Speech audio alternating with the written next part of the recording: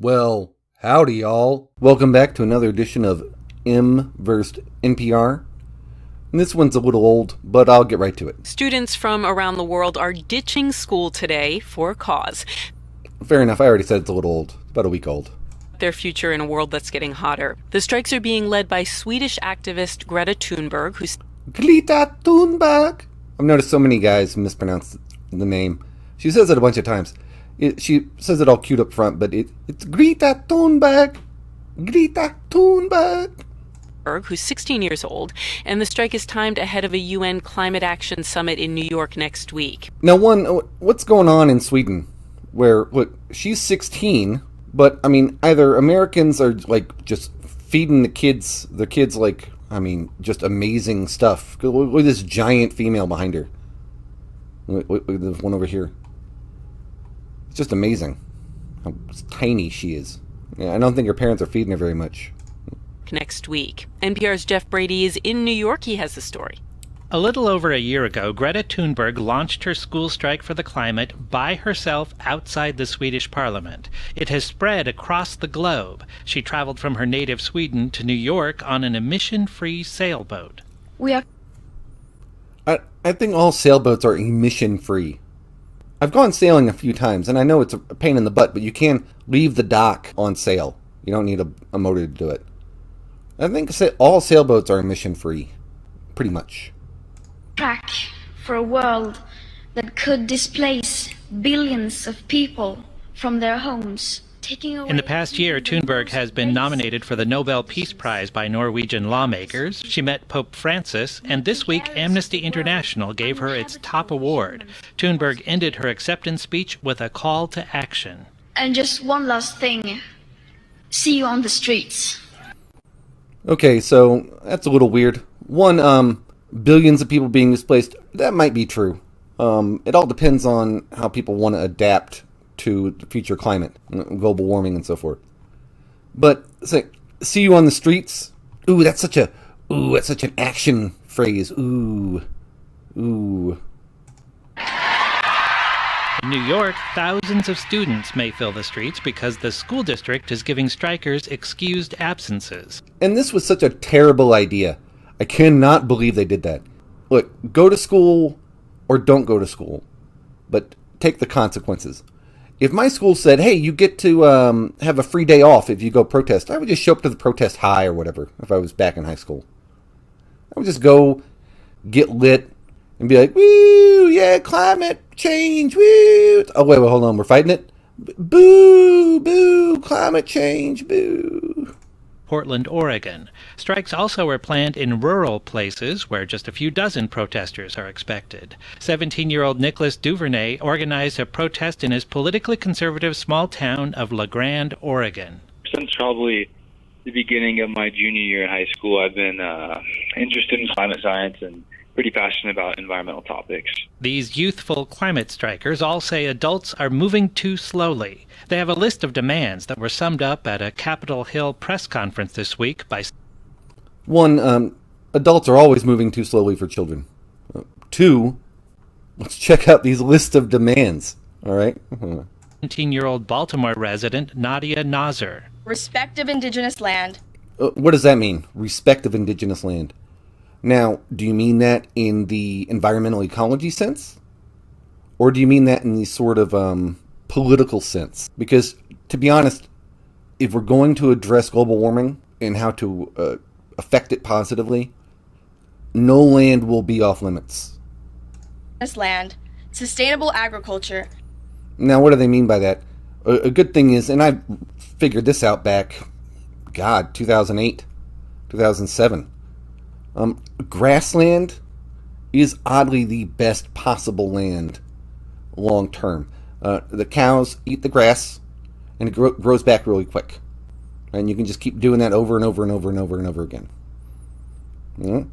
Sustainable agriculture, protecting biodiversity, environmental justice. Environmental justice. What does that mean? I don't know. It sounds weird. It sounds like something that it's going to end all bad. It's going to end all bad. Justice and a just transition away from... from fossil fuels and towards renewable energy. And a just transition. Now this is interesting, because I think she means something that it's very difficult for them to understand. Example, Trump promised coal workers that he would help them out with deregulating EPA and other stuff, so they go back to work. So he did that, and it turns out that the coal industry is now economically not very viable. In a world where we have fracking and natural gas and shale oil, and the price of a barrel of oil has been essentially doubled from 20, 30 years ago, and it's going to remain that way. Like $50+ a barrel oil is, we've just adjusted to it. So now America is energy independent already, and coal companies just can't compete. The market has pretty much solved the coal problem. And now coal miners, no matter how much you help them out, just can't have a job. So are they being unjustly transitioned from fossil fuels toward renewable fuels? Is that what you're saying? Because I'm pretty sure these people would say, hey, screw the coal miners. But moving on. Energy. Those demands often get wrapped into one proposal, the Green New Deal, which was crafted by progressive Democratic lawmakers and so far hasn't gone anywhere in Congress. Still, Nasser hopes it will define her generation. I am not a part of Generation Z. I am a part of Gen GND, the generation of the Green New Deal. And that's just, it's just not catchy. Gen Z, Gen X, Gen Y, Millennial, Gen GND. It sounds like some kind of weird GNC product. New Deal.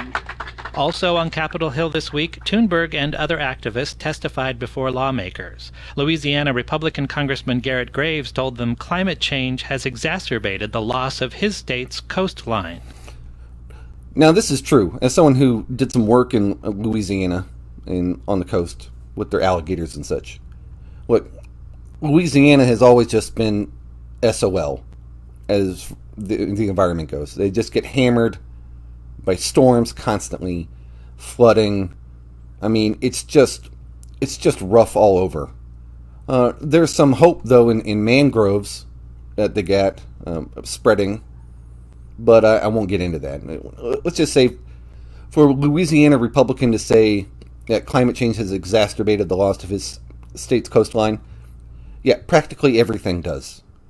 Louisiana just, well, it was a bad investment to begin with, which is probably why the French sold it. Line.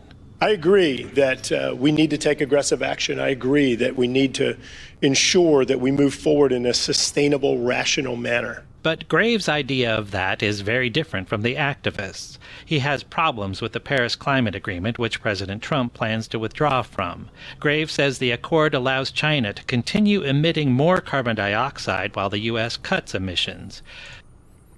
Now, this is interesting, because whereas America is trying to get away from regulating and get away from reducing the use of fossil fuels, China knows that it needs to get there. And I used to live in a town where there were so many Chinese tourists that there was actually a Chinese bank. And there were some signs written in the local shopping centers written in Chinese. And you would go there sometimes, and there was a bunch of Mexican nationals and Chinese nationals. And man, there are people walking around from China that their kids have patches of hair missing. They look sickly. It's bad. Look, China is addressing their environmental issues for their own reasons.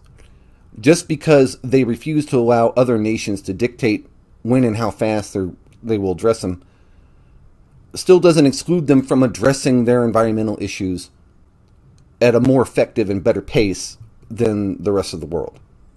They just refuse to do it in a manner that is dictated by others. But they're doing it. And they have to, because literally it's killing their children. 18-year-old Seattle activist Jamie Margolin asked how Graves will respond to questions from his children about whether he did enough to address climate change. Can you really look them in the eye and say, no, sorry, I couldn't do anything because that country over there didn't do anything, so if they're not going to do it, then I'm not? That is shameful, and that is cowardly. At the Center for Strategic and International Studies, Sarah Ladislaw has studied energy policy and climate change for 15 years. She worries the debate over what to do about a warming climate is dominated by people at either extreme. I'm more of an incrementalist myself. That's just what I've observed that has consistently been making progress over time. But I am really sympathetic to the idea that, we're not moving anywhere near fast enough. And so I give these young people in particular a lot of credit. Credit for raising the profile of climate change and pressing leaders to act more quickly. Now, I will say that has always been, for like 20, 30 years, a pretty crappy argument. Just saying that if India and China aren't on board, then we shouldn't be on board. That's crappy. And just look up the Cuyahoga River fire. The Cuyahoga River, because of industrial pollution, set itself on fire 3 separate times. And industry has proven repeatedly, private industries proven repeatedly, it's called the tragedy of the commons, that they don't give a crap about the environment and other people. If your children wind up getting so sick from the toxic pollution that they're losing their hair and they're malformed, that's a tough shit move. If fish are all dead in the river and you can't fish there anymore, fine, move. And if the river catches on fire 3 separate times, they don't care. The Cuyahoga River fire and other river fires in America were such clear examples of private industry not giving a crap about the commons, thus the tragedy of the commons, that Richard Nixon created the EPA. Richard Milhouse Nixon created the EPA. So Republicans deal with that cognitive dissonance. All right? Well, you guys have a nice day. And always remember to go your own way. Yours truly, Ed.